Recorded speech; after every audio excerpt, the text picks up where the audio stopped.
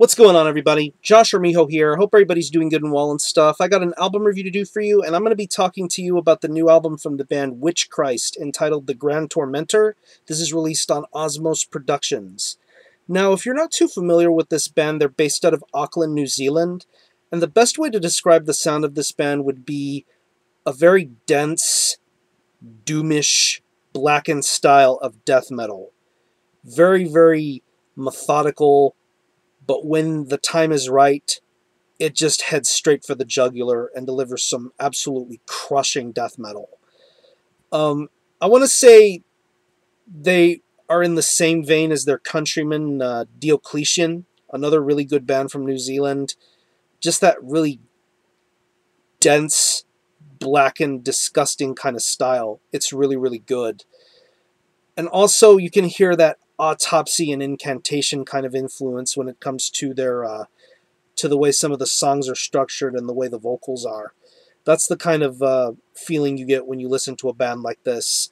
They came out with an album back in 2010 called Beheaded Ouroboros. I thought that album was just absolutely sick. Just how chaotic the riffs were, how great the vocals were, just the variations of drum speeds. Just a lot of variety with that album, and it got me pretty much excited for this new record.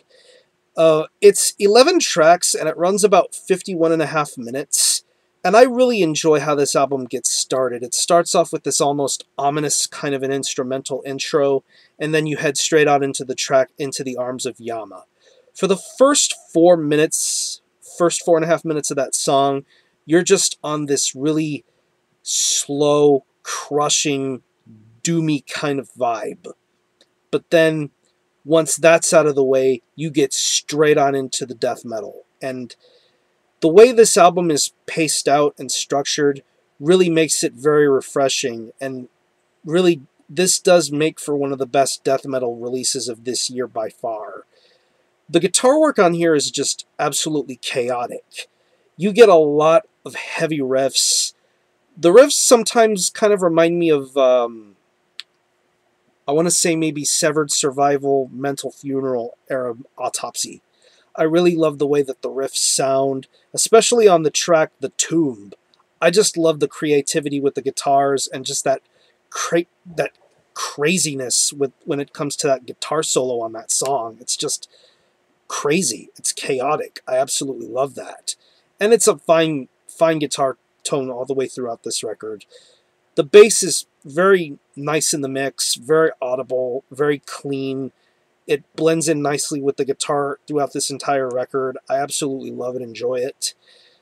The drums, like I said, the drums verge from your typical kind of death metal drumming, your fast double bass to solid blast beats, to the more doomier, blackened passages throughout this album, like on the preferably the longer tracks like Into the Arms of Yama and the closing track, Funeral Lotus. There's a lot of meticulousness when it comes to the drums, just the way the snare is pounded, the way the cymbals are. It's just a very complex kind of drum performance. I absolutely love it. Nothing overproduced or flashy about it. It's just as true as can be when it comes to death metal.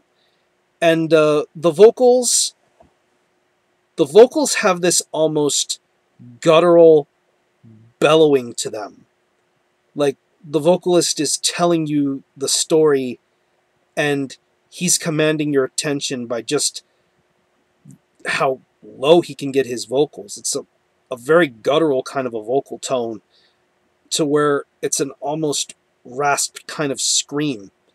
Just the way he delivers it is just awesome. Very, very commanding vocal performance. And like I said, this is a 51-minute album. Listen to this.